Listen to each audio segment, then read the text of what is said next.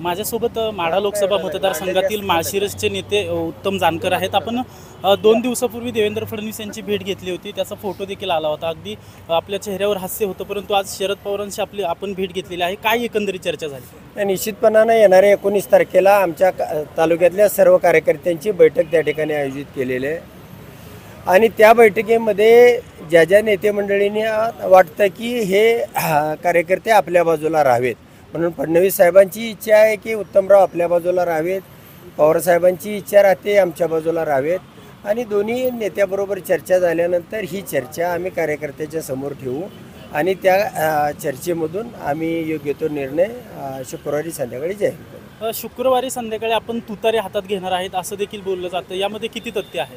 नाही, मी कुठल्या पक्षामध्ये जाणार नाही। आज रोजी आमचं जर तसं झालं, एकमेकाचं मनोमिलन झालं, गेली 40 वर्ष आमचा मोहिते पाटील कुटुंबियाशी संघर्ष आहे आणि तो संघर्ष लगेच एका वेळेला संपेल किंवा हे होईल हे अपेक्षा धरणंही चुकीचं आहे।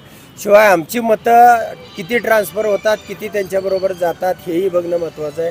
त्यामध्ये कार्यकर्त्यांची इच्छा काय आहे तेही तपासणं महत्त्वाचं आहे आणि या सगळ्या बाबीची तपासणी होऊन निश्चितपणानं तो निर्णय जर केला तर आम्ही मतदानाची मदत त्यांना करू, पक्षाचा विषय हा नंतर करू। नक्कीच आपण भाजपवर नाराज असल्याचं बोललं जाते, नक्की भाजप बरोबर आपली नाराजी का आहे, त्याचं नक्की कारण काय आहे? गेली 40 वर्ष भारतीय जनता पार्टी बरोबर काम करतोय।